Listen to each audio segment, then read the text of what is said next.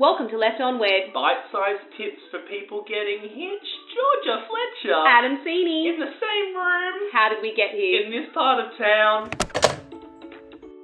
I think that Wii Sports should make a resurgence into life. I think there should be like a Wii Sports bar, You should and make you an go play inquiry. tennis and stuff with Nintendo. Yeah. Send an inquiry. I know exactly how to write a good inquiry to Nintendo as well. Do To you? Mr. Nintendo. Yeah. Dear diary, Dear Mr. Nintendo. I hate your stinking guts. I see. We've done this in a podcast episode before. Because today's topic, Georgia.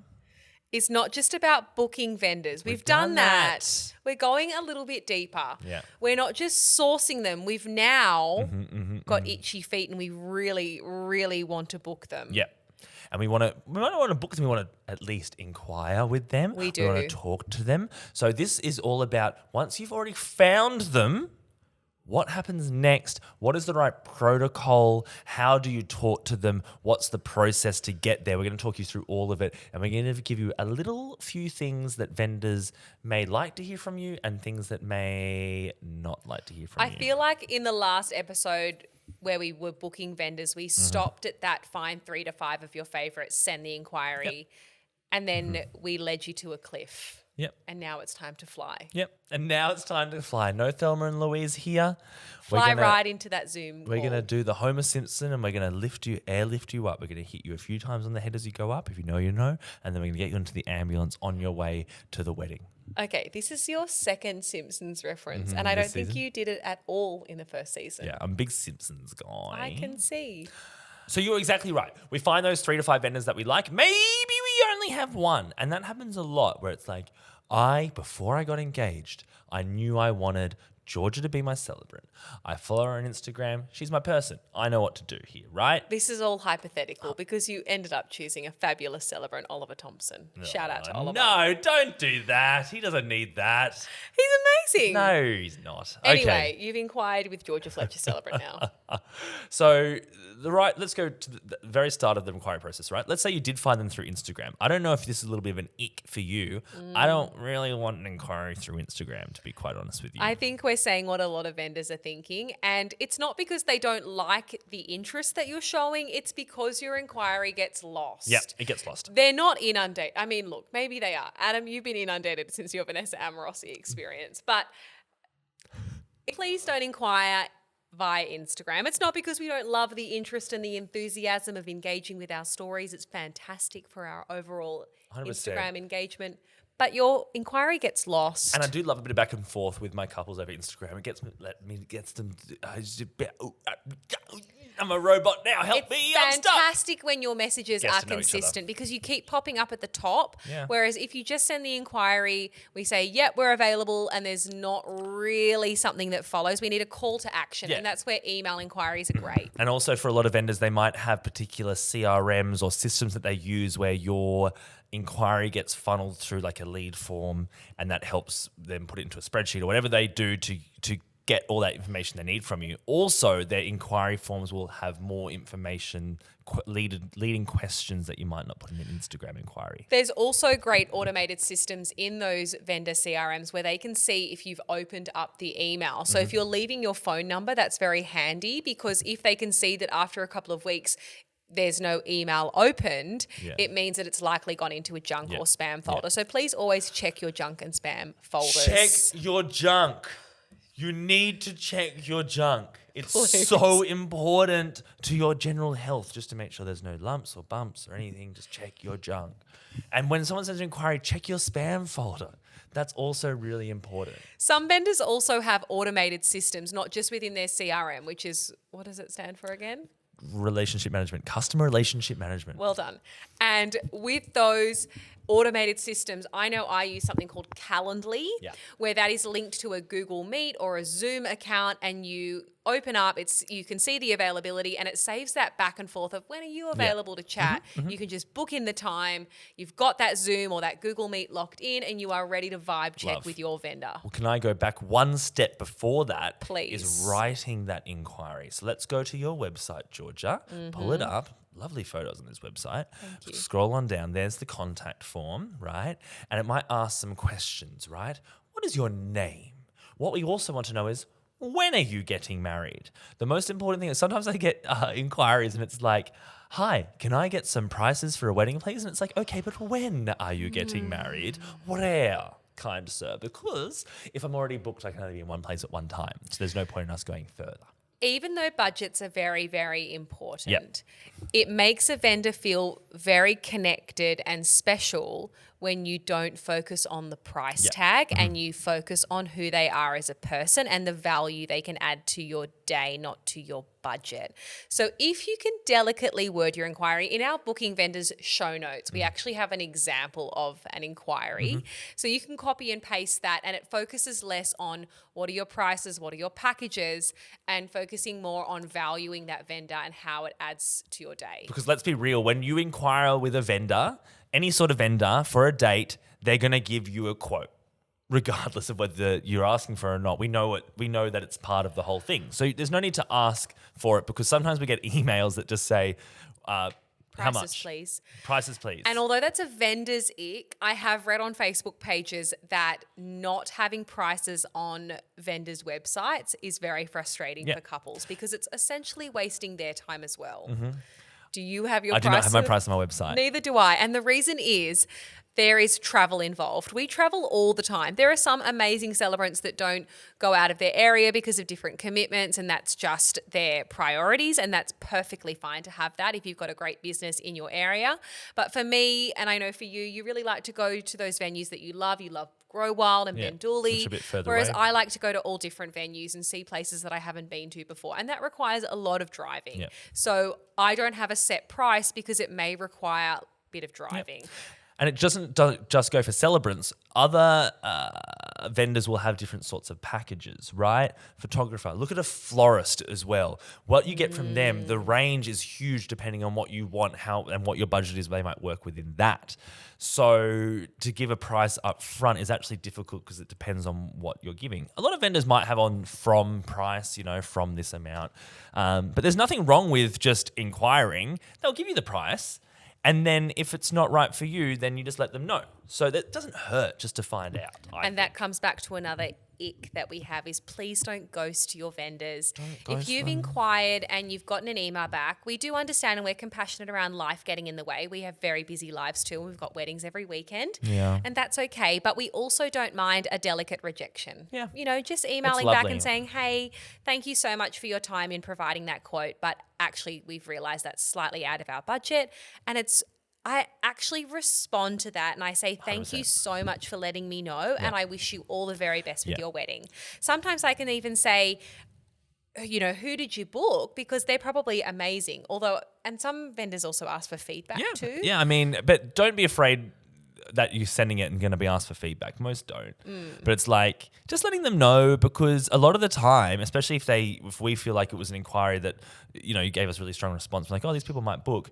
We put that day tentatively in our diary, and when other people come and inquire for it, then you're still sitting there as a tentative hold on this date, right? So letting them know pretty early, lets us move on. No hard feelings, because we could book it with someone else, and that's why we would like to know. Especially if you get to that stage where possibly you have a Zoom call with them. When you get to that stage, we're definitely going to have that hold somewhere for you, right? And if we don't hear from you, it's like, oh, that's a bummer. It's a bummer. But if you hear from us and say, hey, thanks so much for your time, we've decided to go with someone else. Don't even have to give a reason. You can if you want, because we was out of budget. They were closer to the venue, or their package was more what we were looking for.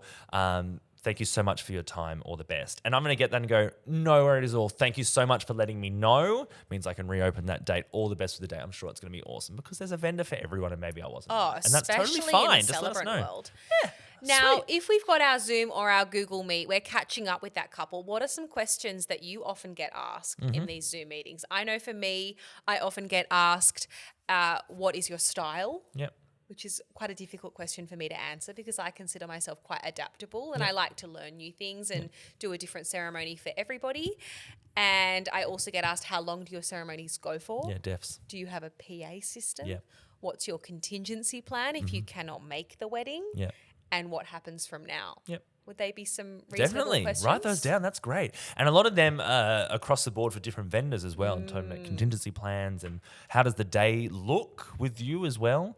A lot of the time, to be honest, when you organize these Zoom calls with a vendor, it's, as you call it, a vibe check, right? You've probably looked at their work. You probably like it. You probably know that they might be right for you, but you just want to touch base with them and know that you vibe with them in a certain way. Doesn't just go for celebrants, goes with photographers, goes with your videographer, goes with your muso maybe you're hiring a professional MC. You just want to think that you're sort of on the same page and they understand the vibe of your wedding and it's like, oh, these people will fit in. I get on really well. I feel comfortable with that person. Yes. And I probably already know the quote and I want to book, right? So that's kind of the sort of thing that I think a lot is. And they might talk you through the process as you go and during that you're sort of picking up little hints and tricks. And the vendor is doing the same onto you, my friends. A little sneaky sneak. We got to see that we vibe both ways. It's a two-way street, right? It's always good for me to know that they are the right couple for me. Not that it happens very often that they're not, because, you know, you brand yourself in a certain way that you get those people. But yeah, you just want to make sure that it's all right on both Well, you want to the feel sides like of the coin. there's a friend delivering your ceremony. It's really important that you know that that vendor is going to provide the service that you want and it won't be agenda driven and your values will align really nicely as well. I've had a couple this week, a few couples I should say, in the last few weeks who have booked without doing that call with me. Oh, wow. Right? So what I do when I send out, when I get an inquiry and they're a really lovely inquiry and they give me lots of information, I shoot them back and I say, we can organise a Zoom call, hit this link and it takes them to my calendar link, just like you, shoots you back a Zoom link and we can have a chat when is good for you. Or you can book this in straight away if you know that that's what you want. And I had a few couples recently just go, yep, book it in straight away. Because you might already know the couple who I had booked last week, they saw me at her cousin's wedding last year. So they knew the product, they knew that they were getting and they knew they wanted it. So they're like, we know, we're sweet, great. And then what I'll do once you book is I'll touch base and let you know the process and we will meet. But there's nothing wrong with doing that. If you know what you want and you're like, there's no reason to, do it, then just go straight for it. There's nothing wrong with that, I think. And I think that right. comes with particular like word of mouth and referral inquiries. If they've seen you in action, then they know your style because I'll often jump on those Zooms and they've booked a vibe check just in case, to chat about any questions that they've had throughout the planning process. I had a couple that I married on the 16th of March. I had an inquiry on the Monday from the sister of the bride, had a Zoom call with them on the Tuesday and they said, look, we really liked what you did. So and they booked me in. So and it was so good. And so when I say that we vibe and stuff, that also comes down to that first email inquiry form. Yes. So I rephrased it a little while ago and instead of it saying, I think it said message at the end, right? It says, tell me about you and your wedding down the bottom. And that's not the bit where you say how much, right? Yeah. We're going to give that anyway. That's the bit where you tell me about you and your wedding. What are you envisioning? What are you planning? We want to know. Every vendor wants to know a little bit about the wedding. And sometimes I get these really long inquiries. It's like, hey, we're so-and-so and so-and-so. We met 10 years ago and we got engaged here and we're planning a day that's XYZ. This is the feel we want. We've got this photographer booked already who recommended you. Oh, that's nice to know where you found them too. Great to know where they found them. We'd love to know that so we can share some love back to that vendor. But giving a little info into that gives us a little bit of an insight into who you are. And I think it's a great we get excited for weddings when we love the couples, right? Oh my gosh. But when we get that, it makes us excited for your wedding. So I don't know how you feel about this, but any problems with a little bit of writing a nice inquiry and then using that on a few different inquiry forms? Do you think that's okay? A little bit of a copy and paste? Yeah. I reckon it's fine. I think it saves time. As long as you're taking the time to write that nice inquiry instead of just one sentence, I think you'll get more of vendors really wanting you. Today I had the most beautiful inquiry about how they were getting married at Bendooley Estate next year. It was going to be their 10-year anniversary. Beautiful. It was a lovely story and it sounded phenomenal and I'm on the mid-north coast now, so it was going to cost quite a lot of money. And as I read that, I thought, you know what? I know the perfect celebrant to recommend. And so that's what I did. And they wrote back straight away and said, we're going to inquire with them now. Thank you so much. I've also, and to maybe go too much behind the curtain here, had inquiries where, they've been further away than an area that I usually service. And I'm like, I don't really want that. And then I read the inquiry and they sound amazing. The day sounds so up my alley that I'm like, You know what?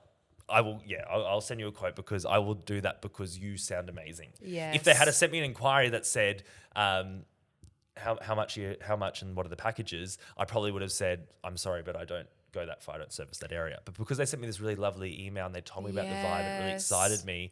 I worked and I wanted to do the wedding. And you can get a sense of who they are and how much they're putting time into finding the right vendors by the way they word their inquiry. So like I said, there's nothing wrong with writing a little spiel about the day. It doesn't have to be about you if you don't want to sail too much, but about the day. Like, this is where we are. We booked this venue for this reason. This is the style of day. And this is what we are looking for in this vendor.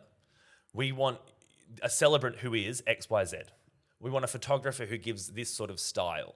And that lets us know if we are that person as well. Like I said, they might give you that and you might know, yes, I'm going to send them to this person instead because it's out of my area or whatever. So yeah, giving us that info is really, really good. So just write a little one and copy and paste it, send it to people. And they also might want to know other services that you can contribute to. So if you are a celebrant that MCs, if you are a celebrant that coordinates, if you are a photographer that has videography in your package, DJ who's or got a photo booth. Florist that's a stylist. Yep. It's really important to read through those packages or whatever information they're providing on their website. And if you are interested in adding those services, because I've got MC and coordinator in brackets of extra services you might want to add on, and they put in their inquiry, we didn't actually think about that. Maybe we do need that. So then you can ask those questions in the vibe check meeting if you would like some more information on those services. Beautiful. And I think what's also in this whole inquiry process, something just to keep in mind with wedding vendors is we work weddings, which are off-site, out of the office. We try and keep on top of our emails as much as we can, but in wedding season, there might be a little bit of a delay to replies sometimes. Try and keep on top of them as much as can. I know that Georgia would probably reply within 5 minutes on her phone, but I know that a lot of people do set those boundaries with their couples and saying, my office days are Monday to Wednesdays. From Thursdays to Sundays, I'm probably going to be out at a wedding somewhere. So if you don't hear from me those days, you'll hear from me on the Monday. So just something to keep in mind of, it's probably there. It's probably sitting there. So when is wedding season? September to April, most Saturdays. Most Saturdays. If you are sending inquiries on a Friday to Sunday, I know that I am slower than usual. Yep, yesterday, I got an inquiry and I just knew that I wanted to wait. I was sitting outside the wedding a few hours early, but I wanted to be at my laptop before I replied. And I was able to respond the following morning. So a little bit of compassion and a bit of empathy around peak wedding season if you are emailing on the weekends to wedding vendors. Because a lot of the time it's a one-person business show, right? You're just talking to the one person. Who could afford an extra person? Right? Well, some people can. But you're just talking to Georgia. You're just talking to Adam. We do the emails, but we also go out there and we do the days as well. So we're basically spinning ourselves between two jobs and two people. Own accountants. We are our own social media managers. What else are we? We are our own CEOs. Payroll officers. I'm not a very good payroll officer or accountant. I don't know what else we do. We threw in a podcast too, so that's fun. Do I look tired today? No. That's because I am so energized by weddings. I'm like the little Energizer bunny. Are you? And when I get these inquiries, I go, and I'm just so excited to see them because they're just so well worded and they're just so lovely and they're just so nice, and I can't wait to talk to you and do all those things. And they let you know if they're keen or they're not so keen. Exactly, and that's sweet. Don't ghost them. Check your junk. Sounds like a good inquiry to me. Hey, can I just send you an inquiry now? Yes. Dear Georgia, I love your work on the podcast. It's been great co-hosting with you on Left on Wed. Will you do another one with me next week? Send. Dear Adam, yes. Thank you for your inquiry. Oh my God. I would love to record another episode. See you next week. Send. You gonna send me a quote or?